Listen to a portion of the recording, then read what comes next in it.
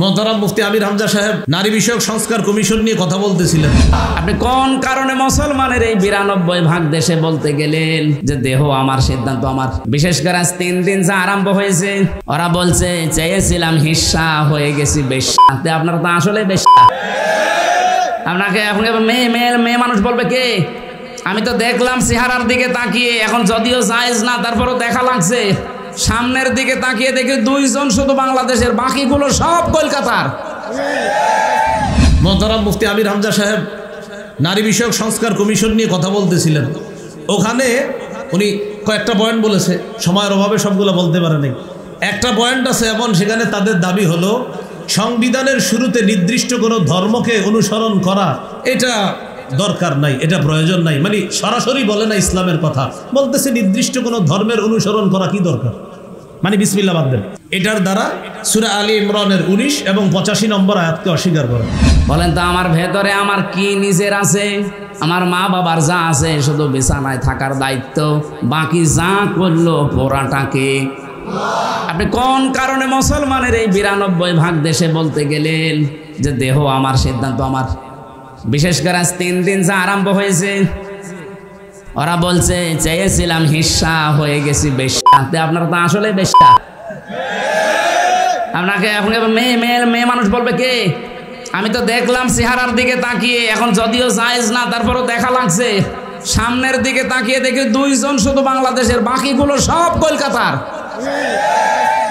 আমার এই ছোট্ট বয়সে আমি বেশিরভাগ কাটিয়েছি কলকাতার আসামে, কারণ এই দেশে আল্লাহর ওলিরা আমারে ঢুকতে দিত। এই জন্য আমার ওই 2 প্রদেশ সম্পর্কে খুব ভালো জানা আছে যে ওখানে কে কি করে। আপনি দেখেন মিছিলের সামনে শুধু 2টা বাংলাদেশের মেয়ে, বাকি সবগুলো কলকাতা থেকে ধার করে নিয়ে আসা।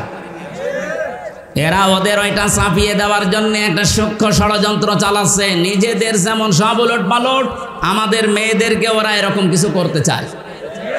সম্মানিতা মা বোন যারা দেশে আছেন, ওরা যেভাবে লেগেছে, আমার মনে হয় মুসলিম মহিলা যারা, তারা ওদের বিরুদ্ধে অবস্থান নেওয়া দরকার। যে আমার দেহ আমার সিদ্ধান্ত, মানে দেহ আমার না, সিদ্ধান্ত আমার না। আল্লাহুল খালকু ওয়াল আমরু, দেহ আল্লাহর, সিদ্ধান্ত কার? আল্লাহ। এ মাহফিলের প্রধান আলোচক আপনারা দ্বিতীয় বক্তা দিয়েছেন কেন? বাংলাদেশের প্রখ্যাত আলেমে দ্বীন, ইসলামিক চিন্তাবিদ, শিক্ষাবিদ, শাইখুল হাদিস, কুমিল্লার কৃতি সন্তান মুফতি আরিফ বিন হাবিব, আতালাল্লাহু উমরাহু ওয়া বারাকাল্লাহু ফি হায়াতি, বলেন আমিন।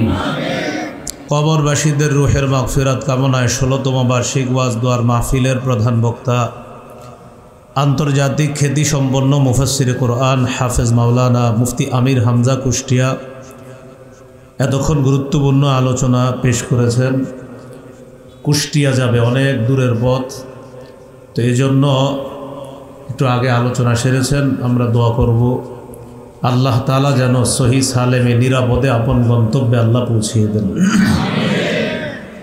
মঞ্চে বসা অত্র এলাকার সর্বজন শ্রদ্ধাভাজন ব্যক্তিবর্গ, বিশেষ করে আমন্ত্রিত ওলামা হজরত যারা এসেছেন, হাফেজ মাওলানা মুআজ, জনাব মাওলানা মোহাম্মদ আব্দুল নূর, মাওলানা মোস্তফা কামাল, হাফেজ মাওলানা মাইনুদ্দিন, মাওলানা ইমরান ভৈয়া, মাওলানা আনোয়ার হোসেন রায়পুরি, ওয়ারফা'না লাকা যিকরাক, দুনিয়া এবং আখেরাতে এদের মর্যাদা সম্মান কামনা করছে, আল্লাহ যেন বাড়িয়ে দেন। আর জোরে বলেন আমরা শুধুমাত্র দুনিয়াতে তাদের সম্মান চাই না, উভয় জগতে চাই। কিন্তু উভয় জগতের সম্মান পেতে হলে কিছু কাজ করা লাগে। আল্লাহ পাক বলেন ইয়ারফা'ুল্লাহুল্লাযীনা আমানু মিনকুম ওয়াল্লাযীনা উতুল ইলমা দারাজাত। আমি তাফসিরে ফি জিলালিল কোরআনে সাইয়্যিদ কুতুব রহমাতুল্লাহ আলাইহি ওনার ব্যাখ্যায় দেখেছি আয়াতের, উনি এই শব্দের ব্যাখ্যা করতে গিয়ে জানিয়েছেন 2টা গুণ যদি কেউ অর্জন করে, দিন যত যাবে, যেহেতু আল্লাহ দারাজাতুন না দিয়ে দারাজাত বহু বচন দিয়েছে, এই জন্য বর্তমান, ভবিষ্যৎ, প্রেজেন্ট, ফিউচার 2টা কাল নিয়ে এই শব্দটা গঠন করা। দুনিয়াতে যারা ঈমান আনবে আর যারা এলেম পাবে, জ্ঞান পাবে, এবং এই জ্ঞান অনুযায়ী যারা কাজ করবে, দিন যত যাবে তাদের সম্মান মর্যাদা আল্লাহ বাড়াতেই থাকবে, শুধু বাড়াবে না, বাড়াতেই থাকবে। এর বাস্তব প্রমাণ শহীদ আল্লামা দেলাওয়ার হোসাইন সাইদি রহমতুল্লাহ আলাইহি, শাহ আহমেদ শফি রহমতুল্লাহ আলাইহি, মুফতি ফজলুল হক আমিনী রহমতুল্লাহ আলাইহি। আপনি এই মানুষগুলোর দিকে তাকান, দিন যত গেছে ইমান আর এলেম আর আমলের কারণে তাদের সম্মান মর্যাদা দুনিয়ার মানুষের কাছে কমে গেছে না বেড়ে গেছে? বিদায় নিয়েছে, তারপরও সম্মান শেষ হয়েছে। সুতরাং আমরা যাদের নাম নিলাম এই আলেমদেরও সম্মান শুধু দুনিয়া না, উভয় জগতে আল্লাহ যেন দান করেন। সামনে বসা মুসলমান ভাইরা, পর্দার আড়ালের সম্মানিতা মা এবং বোনেরা, প্রশাসনের ভাইরা, প্রাণপ্রিয় নারায়ণগঞ্জবাসী, আল্লাহর দরবারে শুকরিয়া জানাচ্ছি। এটা জগদ্দল পাথর ছিল বুকের উপরে, এখনো আছে। এখনো আছে মানে আগে কথা বলতে দিত না, আর এখন কথা বললে শোনে না। জিনিস একই, আগে কথা তো বলতেই দিত না, আর এখন এত বলা বলি এরপরও শোনে না। দেশীয় এবং আন্তর্জাতিক যে চক্রান্তগুলো চলছে, বিশেষ করে এই কয়েকদিনে আমি নারী কমিশনের রিপোর্ট 318 পৃষ্ঠা পুরাটা পড়েছি, একেবারে পুরাটা। আমার এই ছোট্ট মাথার ভেতরে দেখলাম 10টা কোরআনের আয়াত তারা ডাইরেক্ট অস্বীকার করেছে। ওস্তাদরা যারা আছে জিজ্ঞাসা করেন, কোরআনের 10টা না, একটা জের জবর পেশ অস্বীকার করলে তার ঈমান থাকবে? তো এই মানুষগুলো যে লাফায়, আর এদের পেছনে দেখছি কিছু মুসলমানেরা আছে, এদের বিবেক কি, এরা কি বন্ধক দিয়েছে? আজ আলেমরা যে এভাবে রাজপথে নেমে এসেছে রিপোর্ট দেওয়ার কারণে, এমনি না। আপনি আমার পিঠের ওপরে 2টা বাড়ি দেন, আমি হয়তো 2 দিন পরে ভুলে যেতাম, কিন্তু যেখানে হাত দিয়েছেন এ কি ভোলার মতো? আমি একটা একটা করে পড়তে পড়তে আসছিলাম। প্রথমে তারা পারিবারিক জীবনে হাত দিয়েছে, এরপরে দিয়েছে তাদের ব্যক্তিগত যে জীবনটা। আর এখানে যে দাঁড়িয়ে আছেন, কি এটা কি আর কি মারা জায়গা? এটা ইবাদত চলছে, যেখানে জায়গা পান ওখানে বসে পড়েন। এখানে দাঁড়িয়ে আছেন কেন? এত মূর্তি ভাঙার পরও যদি দাঁড়িয়ে থাকে, এরে ভাঙি ফেলেন পাগে নাকি? এ জেলায় ওসব ভাঙা ভাঙি হয়নি। আমার কুষ্টিয়ায় যেটা ছিল শাপলা চত্বরে, শাপলা চত্বর ভেঙে দিয়ে বানিয়েছিল ওইটা।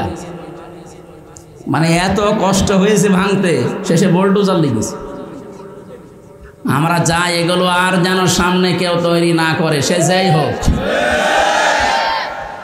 মূর্তি যদি কিছু বানাতেই হয়, আপনি আল্লাহর নাম দিয়ে, এই যে বিভিন্ন দেশে আমি যাই দেখে আসি, ওই সমস্ত নিদর্শনগুলো চারিদিকে আল্লাহর নাম দিয়ে গোল চত্বরে লাগিয়ে দেন। মানুষ চলতে ফিরতে যেন একবার হলো বলে যে আল্লাহু আকবার।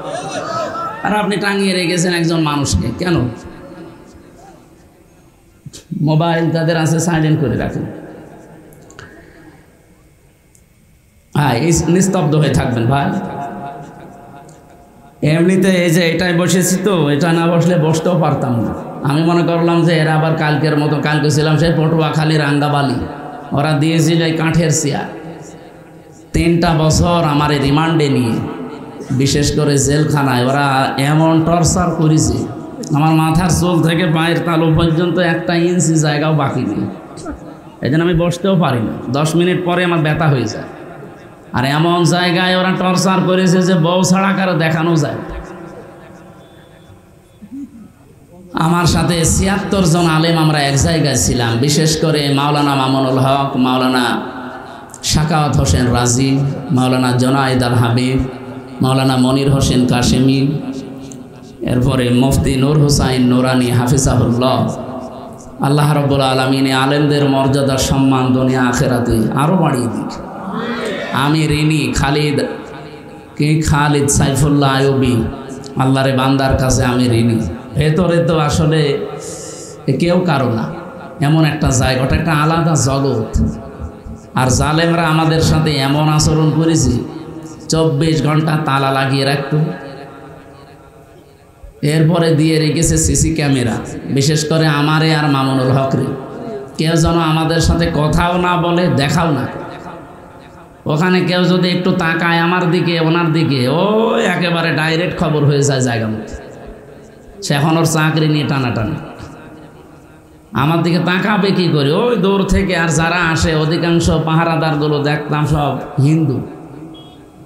দেবদুলা, সুব্রত বালা, আশিক কুমার, নয়ন ঘোষ, এত সব আল্লাহর ওলির নাম বলছি। এর কাছে কোনো আলেম সালেম আছে? ওই দূর থেকে যদি বলতাম যে দাদা সব সময় তালা লাগিয়ে রাখেন, 3 বছর একটা ঘরের ভেতরে, এইদিকে 3.5 হাত, এদিকে 2.5 হাত, আর সামনে আবার পায়খানা দেওয়া, ওর ভেতরে সব 24 ঘন্টা এভাবে দিয়ে রাখেন। একটা বই নিয়ে আসতে পারেন, একটু পড়তাম। ও বই নিয়ে এসেছে বঙ্গবন্ধুর আত্মজীবন, পড়ে আমি করবো কি? হুজুরের ভেতরে জ্ঞান আছে। পরের সপ্তাহে বললাম যে একটা বই দেন, বই দিয়েছে বঙ্গবন্ধুর ছেলেবেলা। আচ্ছা, আপনি আর বই পান না? পরের সপ্তাহে বই নিয়ে এসেছে বঙ্গবন্ধুর চীন সফর। বললাম আপনার বই দেওয়ার দরকার নেই, কোনো মুসলমান কারারক্ষী আমার ভাগে পড়ে কিনা দেখি। পড়লো আশরাফুল নামে একজন, ওরে বললাম আপনার এখানে তো নাম লেখা আছে, দেখে অন্তত বোঝা যাচ্ছে আপনার ইমান আছে। আপনিও ওদের মতোই, কিন্তু আপনার ইমান আছে। আপনার নাম যেহেতু আশরাফুল, আপনি এটিএম আজহারুল ইসলামের কাছে যাবেন, ওই বিল্ডিংয়ে আছে হিমেলে, বলবেন হামজা বই চেয়েছে, দেখবেন বই কারে বলে উনি দেবে। আল্লাহর বান্দা আমার প্রায় অনেকগুলো বই পাঠিয়েছিল, প্রোডাক্টিভ মুসলিম।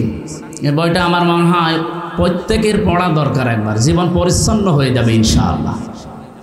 এরপরে পাঠিয়েছিল তাফসিরে ফি জিলালিল কোরআন, তাফসিরে তাফহিমুল কোরআন, তাফসিরে ইবনে কাসির, তাফসিরে মারিফুল কোরআন, এইগুলো উনি পাঠিয়েছিল। কারণ উনি আছে আজ 13 বছর। আল্লাহর বিভিন্ন বান্দারা গিয়েছে, বিদায় নিয়েছে, ওনার কাছে বই রেখে গিয়েছিল, তাফসির রেখে গিয়েছিল। আল্লামা সাইদির যত বই সব ওনার কাছে ছিল।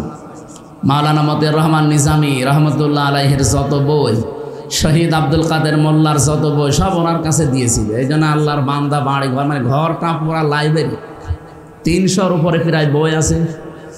এই 3টা বছর যেহেতু আলেমদের সাথে ছিলাম, বিশেষ করে শাকাত হোসেন রাজি সাহেব, ওনার কাছে আমি আরও বেশি ঋণী। আরবি গ্রামারটা আমিও কওমি মাদ্রাসায় পড়া, আমি শর্ট কোর্সে দাওরা করেছিলাম, কিন্তু আমার এই আলিয়া মাদ্রাসায় কামেল করতে যে, অনার্স মাস্টার্স করতে যে, বিশ্ববিদ্যালয়ে এদিকে পিএইচডির এই চিন্তা ভাবনায় যে, এদিকে আমার আর সময় দেওয়া হতো না। আস্তে আস্তে জানা জিনিসও ভুলে যেতাম। কিন্তু 3টা বছর আল্লাহ এমন একটা সময় তৈরি করে দিয়েছিলেন, ফাঁসির কন্ডেম সেলের ভেতরে আর উনি আর আমি পাশাপাশি রুমি। ওনার কাছে আমি অনেক ঝালাই করে নিয়েছিলাম। আল্লাহর বান্দা রাজি সাহেবকেও আল্লাহ যেন কবুল করেন। বাড়ি মনে হয় কুমিল্লার সন্তান, ফজলুল হক আমিনী রহমতুল্লাহ আলাইহির জামাতা উনি। সম্মানিত ভাইরা, আমার শরীর এখনো পর্যন্ত স্বাভাবিক হয়নি, কারণ ভেতরে ওরা এমন কিছু করেছে, আমার মাঝে মাঝে এখনো পর্যন্ত এলোমেলো হয়ে যায়। এই যে 8-10 দিন ছিলাম আমি ভেতরে হাসপাতালে, এই সাইডটা ডাক্তাররা বলছে, আমি সিঙ্গাপুরে, মালয়েশিয়া, থাইল্যান্ডে, ইন্দোনেশিয়া অনেকগুলো দেশে ঘুরলাম, যেখানে যেখানে দেখিয়েছে ওরা বলে এই সাইডটা একটু সমস্যা হয়ে এখনও আছে, কিন্তু সময় লাগবে স্বাভাবিক হতে। আপনি রাত জাগবেন না, সর্বোচ্চ রাত 10টা 10:30টায় ঘুমিয়ে পড়বেন, কিন্তু এই মাহফিলের জগতে এসে মানুষ কথা শোনে। এরা আসলে তোলে রাত 10টা 11টা 12টায়।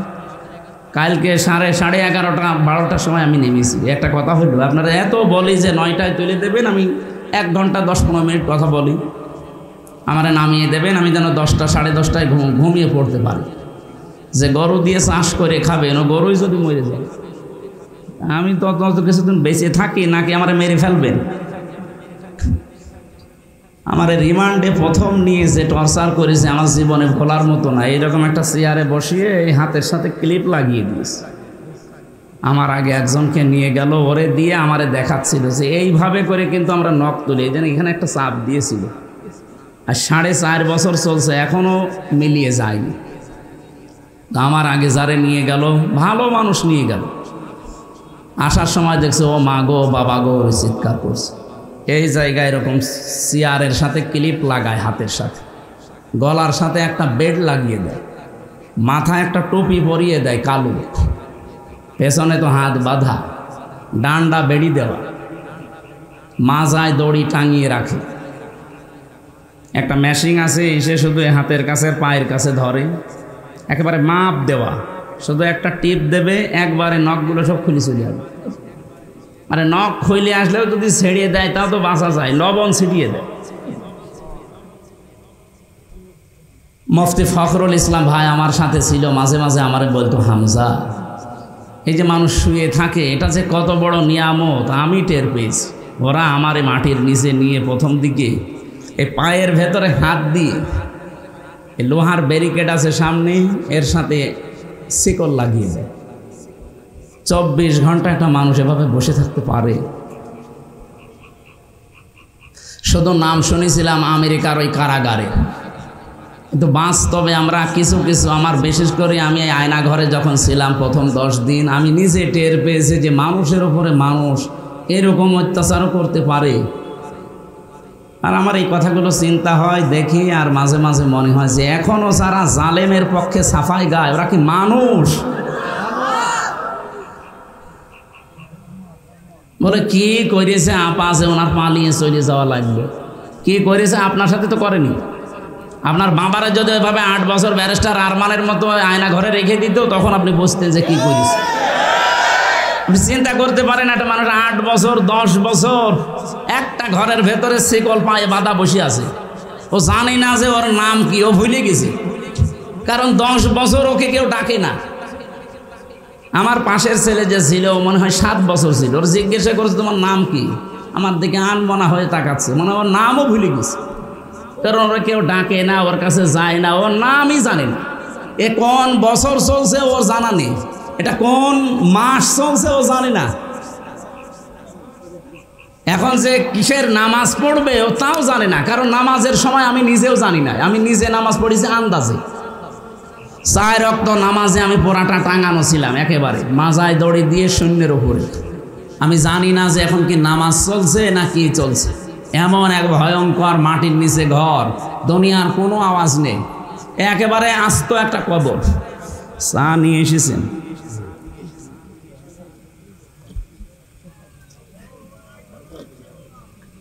এ তো চা না, তো মমতা জাফার মতো ঠান্ডা হয়ে গেছে। চা দিয়েছে তাই ভালো। এখানে আসা যাবে না ভাই, একটু বসেন। এই জন্য শরীরও যেহেতু ভালো না, রাত জাগাও নিষেধ। আমি ওস্তাদের জন্য অপেক্ষা করছিলাম অনেকক্ষণ। আমারে দাওয়াত দেওয়ার সময় বলেছিল রাত 9টা থেকে 10টা, 1 ঘন্টা। আমি সেই আশায় বসেছিলাম, কিন্তু ওনার মনে হয় অনুষ্ঠান ছিল, আসতে দেরি হয়ে গেছে। এই জন্য আমি একটু বেয়াদবি হয়ে গেল। আমি কুষ্টিয়ায় যে ফজর পড়বো, আমার কালকে অনুষ্ঠান আছে, প্রোগ্রাম আছে, এই কারণে আমরা 45 মিনিট মতো একটু কথা বলি আয়াতটা নিয়ে। এরপরে ওস্তাদ আপনাদের সামনে তাফসীর আকারে হাদিস দিয়ে, কোরআন দিয়ে কথা বলবে ইনশাআল্লাহ। আমরা যেহেতু কোরআনে কারিমের কথা শোনার জন্য এসেছি, আর মান ক্বালা বিহি সাদাকা, যারা কোরআন দিয়ে কথা বলে এরা সত্য কথা বলে। এই কথাটা পুরা ঠিক না। যারা বললেন ঠিক, আপনাদের দ্বারা ঠিক হয়নি। আলেমরা যদি বলতো ঠিক, এটা আমি মেনে নিতাম। আমার তাহেরি ভাই কোরআন দিয়েই তো বলে, কিন্তু কোরআনের আয়াত পড়ার পরে এমন জায়গায় চলে যায়, ও জানে আর ফেরেশতা জানে। আমি ব্রাহ্মণবাড়িয়ায় ছিলাম, মানে আমার 2 গ্রাম পরে মাহফিল করেছিল। দেখ আয়াত পড়লো, দেখলাম কুল হু আল্লাহু আহাদ, হে নবী আপনি বলেন আল্লাহ এক। এ পর্যন্ত ঠিক আছে। এরপরে যে কোথায় গেল আল্লাহর বান্দা? তো এই নবী কোন নবী? এ ফাতেমার বাবা। ফাতেমাকে হোসাইনের মা, হোসাইনকে কারবালায় শহীদ হয়েছিল। এবার আপনাদেরকে আমি 2 ঘন্টা কারবালার কাহিনী শোনাবো। আয়াত পড়েছে কি? কুল হু আল্লাহু আহাদ, আল্লাহর একাত্মবাদের। আর তাফসীর হচ্ছে কি? তো এই যে কোরআন দিয়ে কথা বললেই সত্য কথা বলে, কথা ঠিক আছে, কিন্তু কথা কোরআনের উপরে থাকা লাগবে। আপনি যদি কোরআনের আয়াত পড়ে চলে যান এখান থেকে দিল্লি, হবে? বলেন, এই দেশে তো এইটা বেশি হয়। আমি বাইরের যতগুলো দেশ ভ্রমণ করেছি জেল থেকে বেরিয়ে, এর আগে আমি যেহেতু আকিস গ্রুপে ছিলাম, ওরা বহু দেশে আমারে নিয়েছে। ওদের তো প্রায় 75টার উপরে দেশে ব্যবসায় চলে। আমি যতগুলো দেশে গেলাম, বাংলাদেশ, ভারত, পাকিস্তান, এই 3টা দেশের সমস্যা বেশি। মান ক্বালা বিহি সাদাকা, হাদিসটা 100% সত্য। কোরআন দিয়ে কথা বললে তারা সত্য কথা বলে, কিন্তু কোরআন দিয়ে কথা তো হয় না। আবার যারা শোনে তারাও তো যোগ্যতা সম্পন্ন হওয়া লাগবে যে আসলে কি এটা কোরআনেরই কথা কিনা।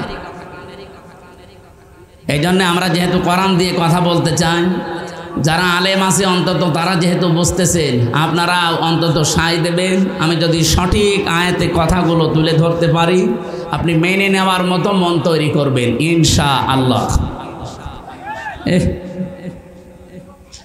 এখানে দাঁড়িয়ে না থেকে একটু বসলে ভালো হতো ভাই।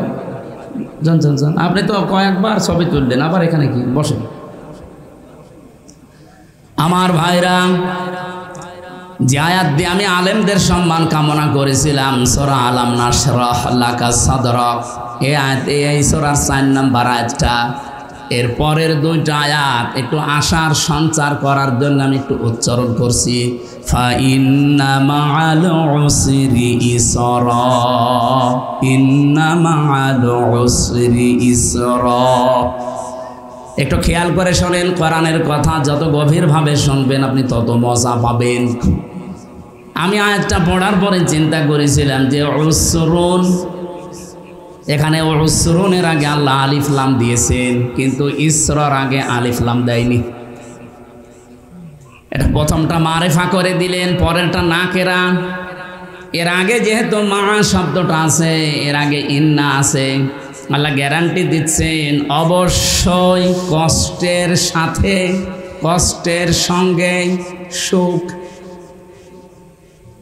কিন্তু এখানে চিন্তা ভাবনার বিষয় হচ্ছে, কষ্ট বলার সময় আল্লাহ পাক নির্দিষ্ট করে দিলেন একটা কষ্ট, কিন্তু সুখের বেলায় আর আল্লাহ নির্দিষ্ট করেননি, ওটা অনির্দিষ্ট। তাফসিরে ফি জিলালিল কোরআনে আয়াতের ব্যাখ্যায় টিকায় লেখা আছে, সাইয়্যিদ কুতুব রহমতুল্লাহ আলাইহি তিনি জানাতে চেয়েছেন, পৃথিবীর মানুষেরা, দুনিয়ায় কোনো মানুষ যদি একটা কষ্ট সহ্য করে 3টা কারণে, কয়টা? এদিকে তাকান। 3টা কারণে যদি কেউ একটা কষ্ট দুনিয়ায় সহ্য করে, কমপক্ষে তার সাথে সঙ্গে 70টা সুখ, শান্তি, কল্যাণ আমার আল্লাহ রেডি করে রেখেছেন। কিছু বুঝেছেন না? বোঝেন? আপনি শুনছেন না? এদিকে তাকান। আপনি যদি কষ্ট সহ্য করেন দুনিয়াতে একটা, কিন্তু কারণ কয়টা? 3টা। যে কোনো কারণেই কষ্ট পেলে হবে না।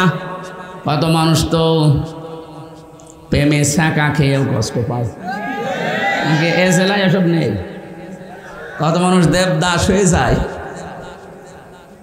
কত মানুষ এই যে পরকীয়া প্রেম করে যখন আর পারে না তখন কষ্ট পায় না। এলাকায় পরকীয়া প্রেম আছে? যারা করেছেন এখনো আছেন, এই মুহূর্তে মোবাইল নাম্বার ডিলিট করে। যারা করতে পারবেন হাত তোলেন তো দেখি। একজন, ও যতটুকু মানুষ হয়তো মুসলমানই দেয়নি না, আমি হাসির জন্য বলি না, এই কাজ সারা দেশে কম বেশি চলছে। এটা যে কত বড় জঘন্য কাজ, আপনার নিজের স্ত্রী থাকতে আপনি আরেক জায়গায় লাইন করেন। আপনি মানুষ। যারা শয়তানের ধোকায় নফসের জালে পড়ে এগুলো করেছেন, এই মুহূর্তে আমাদের থামা লাগবে। যদি কেউ করে থাকে এই মুহূর্তে তাওবা করে জীবনের মতো ফিরে আসেন, তাও মাপ পাবেন। আর এভাবে যদি চালাতেই থাকেন, এমন একটা সময় আসবে, ইন্নামা নুমলি লাহুম লিয়াজদাদু ইসমা ওয়া লাহুম আযাবুম মুহিন। মানুষ যখন পাপ করতে করতে সীমা ছাড়িয়ে যায়, পরিপূর্ণ হয়ে যায় অপরাধ, তখন ওকে আর ফিরে আসার কোনো লাইন আল্লাহ রাখে না। ওর জন্য তখন অপমানজনক শাস্তি আল্লাহ রেডি করে রাখে। আমি সহ এখানে যারা আছি, কেউ যদি এই গোনায় থেকে থাকি, এই মুহূর্তে আল্লাহর দিকে তাকিয়ে তওবা করছি, পারবেন না ইনশাআল্লাহ? এই অবৈধ কাজে সুখ আছে, শান্তি আছে, কিন্তু একটা অবৈধ সুখ যদি দুনিয়ায় কেউ ভোগ করে, একটা কষ্ট পেলে যেমন 70টা শান্তি আছে, ওর সাথে সাথে একটা সুখ যদি কেউ দুনিয়ায় ভোগ করে আর সুখটা যদি হয় অবৈধ, অবশ্যই তার সঙ্গে সঙ্গে সাথে সাথে 70টা দুঃখ তাকে ভোগ করা লাগবে। পরকীয়া প্রেমে যে শান্তি আছে, সুখ আছে, এটা কি বৈধ সুখ না অবৈধ? বলেন বলেন। এই অবৈধ সুখ যদি কেউ দুনিয়ায় পান, হ্যাঁ আপনার আনন্দ লাগবে, সুখ লাগবে, একটা সুখের কারণে ৭০টা অশান্তি দুনিয়ায় ভোগ করা লাগবে। এটা আমরা চাই? বলেন। আল্লাহ আমাদের হেফাজত করুন, বলেন আমিন। আমি বলছিলাম কোন মানুষ যদি 3টা কারণে কষ্ট পায়, একটা আপনার কষ্ট যদি হয় দুনিয়াতে আল্লাহর জন্যে, আপনার কষ্ট যদি হয় দুনিয়ায় রাসূলুল্লাহর জন্যে, 3 নম্বরে আপনার কষ্ট যদি হয় মানবতার জন্যে।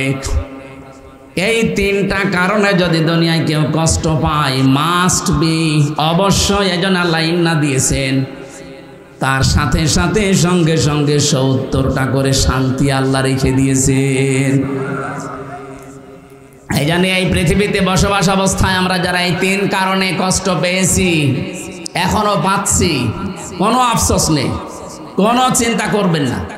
মাস্ট বি, এই পৃথিবীতে বিজয় আমাদের হবেই, শান্তি আসবেই, কল্যাণ আমরা পাবই। এই যে শেষে হর্ষাই আছে, সূরা বাকারা 139 নম্বর আয়াত, সূরা আলে ইমরান 139 নম্বর আয়াত দিয়ে আছে, ওয়ালা তাহিনু ওয়ালা তাহজানু ওয়া আনতুমুল আ'লাউনা। শব্দটা আরবি গ্রামার দিয়ে আপনি মিলান, এই আয়াতটা মিলিয়ে দেখেছি আমি যে মিলছে না। ওয়ালা তাহিনু ওয়ালা তাহজানু, ভয় পাবে না, চিন্তা করবে না।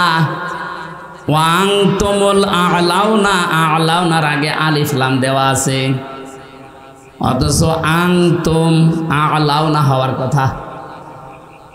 বালাগাত মানতে অনুযায়ী, বিশেষ করে আরবি গ্রামার দিয়ে যদি আপনি আয়াতটা মিলিয়ে পড়তে চান, তাহলে আয়াত মিলছে না। সব সময় আমরা গ্রামারের নিয়ম জানি, মুবতাদা যদি মারিফা হয় খবর হবে না কেরা, অথচ এখানে আল্লাহ আলিফ লাম দিয়ে খবরকেও মারিফা বানিয়ে দিয়েছেন। আমি টিকাই পড়েছিলাম, খবর যদি কোনো সময় নাকেরা হয়, মারিফা হয়ে যায়, তাহলে ইফিদুল হসরা, হসরের ফায়দা দেয়, বাংলা অর্থ দাঁড়ায় হবেই। ওয়াংতুমুল আ'লাউনা, তোমরা বিজয়ী হবেই, হবে না হবেই। একটা শর্ত আল্লাহ শেষে লাগিয়েছেন, ইন কুনতুম মুমিনিন, যদি মুমিন হতে পারো। তাহলে আমাদের কোনো চিন্তা নেই, কোনো ভয় নেই, আমরা মনক্ষুণ্ণ না, হীনমন্যতায় ভোগী না। কারণ এই পৃথিবীতে আমরা বেঁচে থাকলেও লাভ, মরে গেলেও আমাদের লাভ। কোনো চিন্তা নেই, জন্য আমাদের ঈমান যাদের আছে তারা হতাশ হয় না কোনো দিন, যত কঠিন পরিস্থিতি আসুক, কারণ তারা বিশ্বাস করে এই 3টা কারণে যদি আমি কষ্ট পেয়ে থাকি, মাস্ট বি, আল্লাহ পাক যেহেতু ইন্না লাগিয়েছেন, উনি খেলা করার জন্য দেননি, অবশ্যই কোনো কারণ আছে। এই 3টা কারণে আমরা যারা কষ্ট দুনিয়ায় পেয়েছি, এখনো পাচ্ছি, আপনি বিশ্বাস করতে পারেন ৭০টা শান্তি, সুখ, কল্যাণ আমাদের সাথে আল্লাহ লাগিয়ে রেখেছেন। আল্লাহ এই আয়াতের বাস্তব কিছু আমাদের যেন দান করেন, বলেন আমিন। যাদের কষ্ট আজ আল্লাহর জন্যে, রাসূলুল্লাহর জন্যে, মানবতার জন্যে, আল্লাহ তাদেরকে যেন দান করেন। যেহেতু আমি ওই ষড়যন্ত্র নিয়ে আরম্ভ করেছিলাম, ওই কথাটা কয়েক মিনিটে বলতে চাই, এটা শিক্ষা আছে। 318টা পৃষ্ঠা পড়লাম, প্রায় আমি 28টা হাদিসের বিরুদ্ধে তাদের এই বক্তব্যগুলো পেয়েছি, 10টা কোরআনের আয়াতের ডাইরেক্ট বিরুদ্ধে। তার ভেতরে 3 নাম্বার পয়েন্টে ওরা লিখেছে, দেহ আমার, সিদ্ধান্ত আমার। এটা প্রকাশ্য কোরআন বিরোধী কথা। দেহ আপনার মানে, এ দেহ যে আপনার, আপনি কোথায় পেলেন? কোরআনে কারিমে সূরা আরাফের 54 নম্বর আয়াতের মাঝের অংশে আল্লাহ জানিয়েছেন, আলা লাহুল খালকু ওয়াল আমরু তাবারাকাল্লাহু রাব্বুল আলামিন। এ পৃথিবী বানিয়েছি আমি, এখানে সিদ্ধান্ত চলবে কার? আপনি কি করতে বলতে গেলেন যে দেহ আমার, এ দেহ আপনার কে বলেছে আপনাকে? আপনার মা বাবা শুধু বিছানায় ছিল, এতটুকুই শেষ।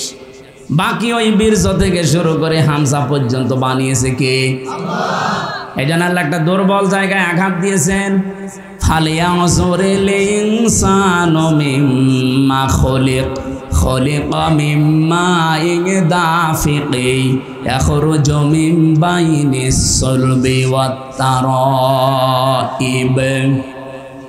এটা কিছুদিন আগে আমি মালয়েশিয়া ইন্টারন্যাশনাল ইসলামিক ইউনিভার্সিটিতে সেমিনারে গিয়েছিলাম।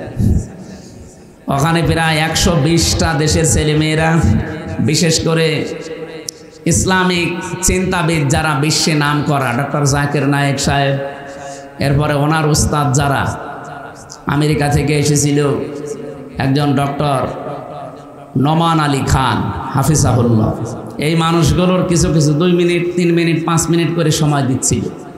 আমারে আলোচনা দিয়েছিল যে তাকওয়ার স্তরগুলো আপনি বলেন। আমার সময় দিয়েছিল মাত্র কয় মিনিট, তাড়াতাড়ি করে আমি যতটুকু বলেছি, আমার পরে একজন, ওনার বাড়ি মনে হয় ফ্রান্সে, উনি যে কথাটা বলছিলেন এই আয়াতটা, উনি তো বিজ্ঞান মনস্ক, উনি বিজ্ঞান পড়ান যেহেতু বিশ্ববিদ্যালয়ে, উনি বলছিলেন যে সোলবনটা আল্লাহ 1 বচন দিয়েছেন আর তারাইবটা বহু বচন দিয়েছে। এদিকে তাকান, মানুষ বানাতে আল্লাহ বলেন মানুষকে নজর করে দেখে না যে আমি কি জিনিস দিয়ে তাকে বানালাম। এই যে আল্লাহ এখানে র না দিয়ে নাজারা দিয়েছেন, তার মানে র মানে চোখ দিয়ে এমনি দেখা, আর নাজারা মানে গবেষণা করে দেখা।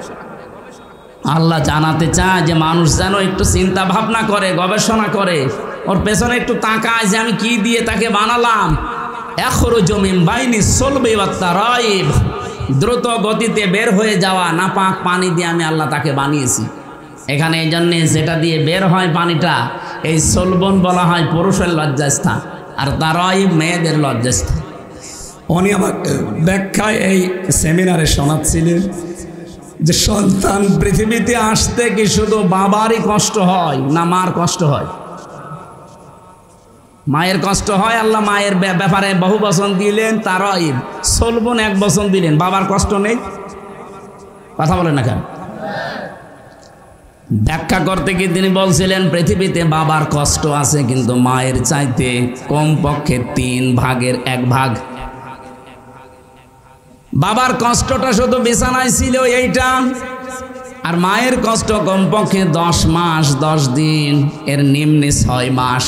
6 মাস থেকে 10 মাস 10 দিন ছাড়া কোনো মানুষ সন্তান দুনিয়া আসতে পারে না। এখান থেকে একটা মাসলা বের হয়, কোনো মানুষ যদি 6 মাসের আগে দুনিয়ায় আসে, ওটা বৈধ সন্তান না, ওটা অবৈধ। আপনি বিজ্ঞানের যে তথ্যগুলো এখন আছে কোরআন থেকে নেওয়া, আপনি মিলান।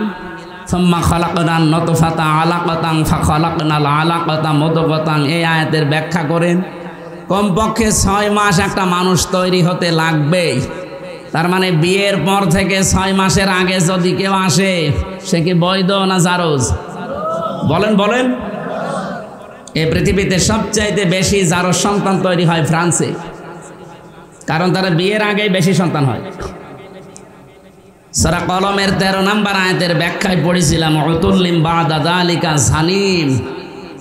হে নবী, যারা আমার কোরআনের বিরুদ্ধে ডাইরেক্ট ইনডাইরেক্ট আছে, আপনি দেখবেন এগুলোর জন্ম ঠিক নেই, এগুলো যার সন্তান বদ মেজাজি। এখানে প্রায় 13টা কারণ আমরা পেয়েছিলাম যে যার সন্তান যারা, তারা 13টা কাজ করে বেশি। 1 নম্বরে তাদের মেজাজ হয় হট, সব সময় মেজাজ খারাপ। এরকম মানুষ দেশে নেই? আপনি কি যার সন্তান যে আপনার কিছু হলেই মেজাজ খারাপ হয়ে যায়? আমি নিচে নামলাম না, নিজের জন্ম খারাপ করবেন না, শান্ত শিষ্ট হওয়া লাগবে। পৃথিবীর যত নবীকে আল্লাহ পাঠিয়েছিলেন, আপনি দেখেন অধিকাংশ নবীর মেজাজ ছিল ঠান্ডা। একজন নবীর মেজাজ গরম ছিল অন্য কোনো কারণে না, আল্লাহর বিধানের কারণে। মুসা আলাইহিস সালামের আমাদের মতো এই যে মুরগিতে ধান খেয়েছে এই নিয়েই মেজাজ গরম হয়ে মারামারি করে মাথা ফাটাবেন না, উনি এই জন্যে রাগেননি। উনি রাগতেন যদি আল্লাহর বিরুদ্ধে এবং মানবতার বিরুদ্ধে কোনো কাজ দেখতেন। ওই যে ফেরাউনের বাবুরচিকে যে এক চড়ে মেরে ফেলেছিলেন, ওটা কি ওনার নিজের ব্যক্তিগত রাগে? আল্লাহর বিরুদ্ধে, মানবতার বিরুদ্ধে কাজ করছিল। এমন থাপ্পড় দিয়েছে সংশোধনের জন্য, ও বেটা মরিয়েই গেছে। তা আমার ওইদিকে উদ্দেশ্য না, আমি অতগুলো পয়েন্ট বলতে গেলে সময় চলে যাচ্ছে। আমি বলতে চাই যেটা এখান থেকে, সন্তান যারা বৈধ সন্তান, বিয়ের 6 মাস পরে হওয়া লাগবে। বিয়ের 6 মাস আগে যদি হয়, ওদের যে সমস্ত কাজ কারবারগুলো এখন আমরা অনেকের জীবনে এই বাংলাদেশে দেখতে পাচ্ছি।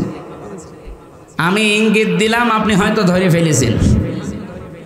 বিজ্ঞান এখানে প্রমাণ করছে একটা মানুষ দুনিয়ায় আসতে হলে কমপক্ষে 6 মাস সময় লাগবেই, আর ঊর্ধ্বে সময় লাগবে 10 মাস 10 দিন।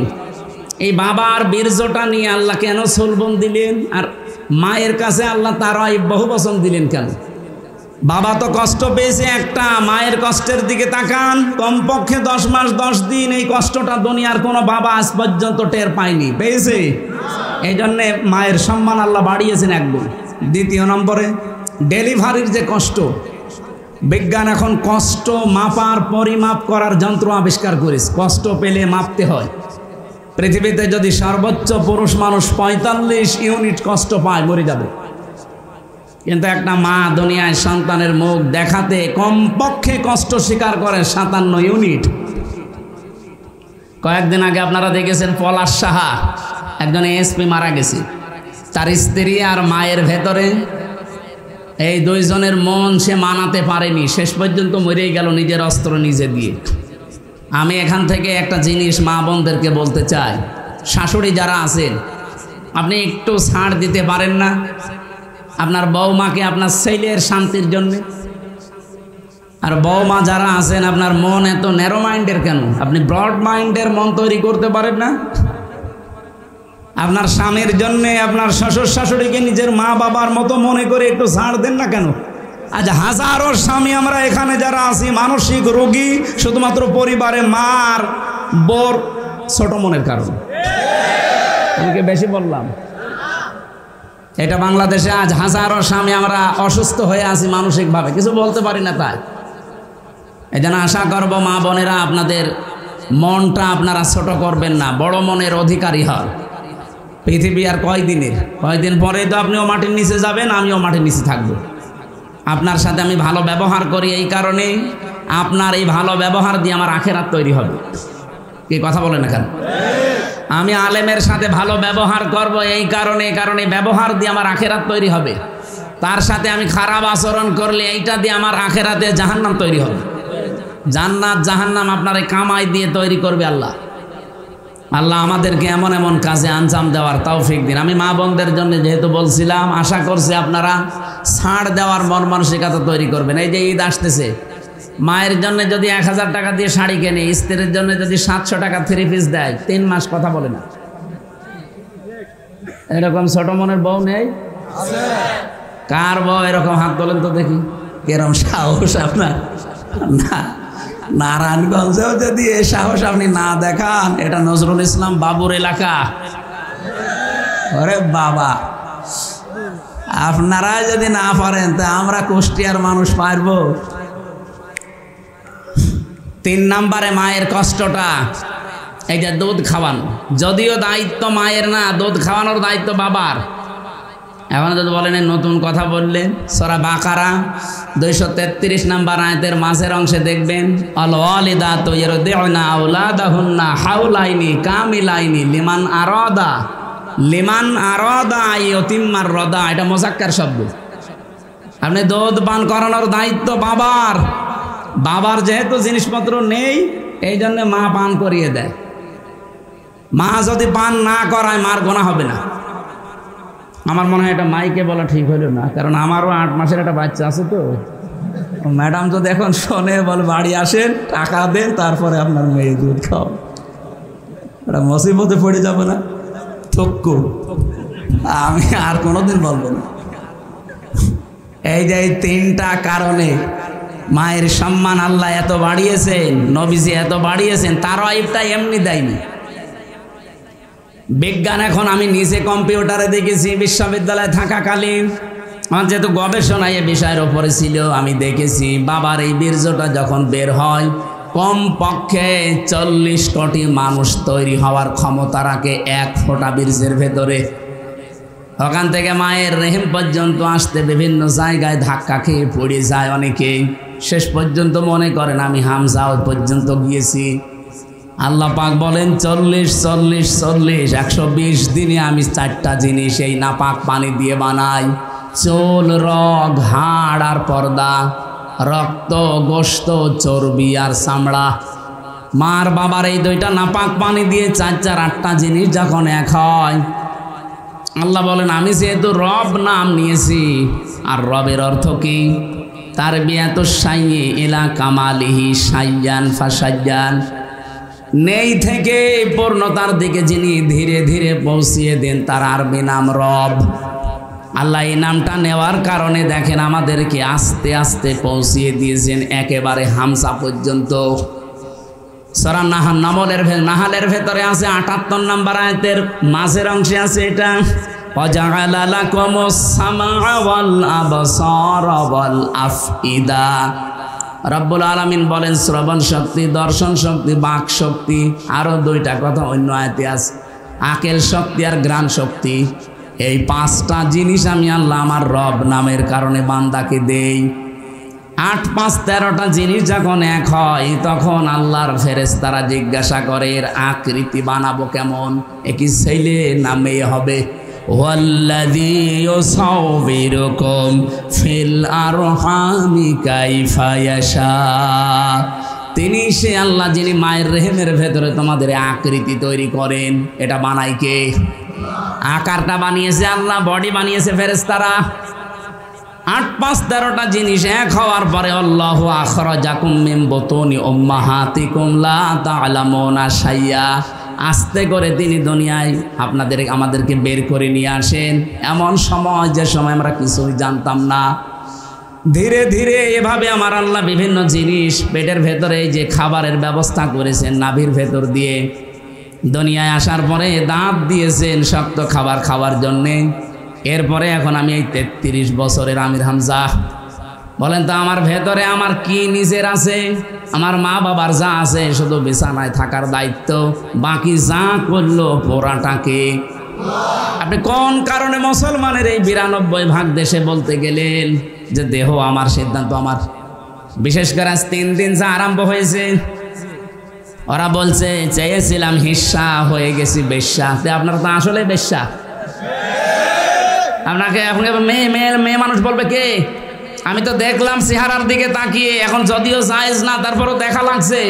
সামনের দিকে তাকিয়ে দেখি 2 জন শুধু বাংলাদেশের, বাকিগুলো সব কলকাতার। আমার এই ছোট্ট বয়সে আমি বেশিরভাগ কাটিয়েছি কলকাতা আর আসামে, কারণ এই দেশে আল্লাহর ওলিরা আমারে ঢুকতে দিত না। এই জন্য আমার ওই 2 প্রদেশ সম্পর্কে খুব ভালো জানা আছে যে ওখানে কে কি করে। আপনি দেখেন মিছিলের সামনে শুধু 2টা বাংলাদেশের মেয়ে, বাকি সবগুলো কলকাতা থেকে ধার করে নিয়ে আসা।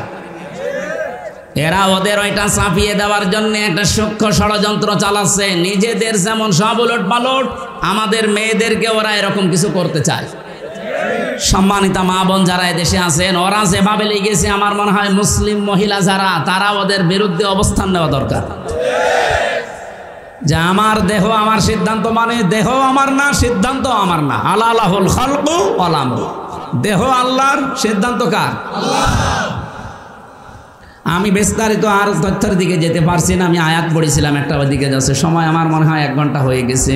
ওস্তাদ আবার বসে আছে, তো আমার তো আর সময় নেওয়া ঠিক হবে না। ওনার কাছে আপনারা এখন কথা শোনেন না। আমি আগামীতে আবার যদি আশপাশে কোনো জায়গায় আসি, 2টা দাওয়াত নিয়েছি, একটা 2500 আর একটা সোনারগাঁও, ওখানে কথা বলবো ইনশাল্লাহ। আমি নিজে ওনার ভক্ত, যদিও আমার মনে হয় জীবনে আজকেই প্রথম দেখা। আমি বহুবার রাজি সাহেবের কাছে ওনার নাম শুনেছিলাম, মনে মনে ভাবতাম যে নিজে যে ঢাকায় দেখা করে আসবো, সময় পাইনি বলে আসিনি। আজকে যেহেতু দেখা হয়ে গেছে, আমি নিজে কিছুক্ষণ শুনবো আজকে ওস্তাদের কথা। আমার কথা আপনারা ইন্টারনেটে হাজার দেওয়া শুনতে পারবেন।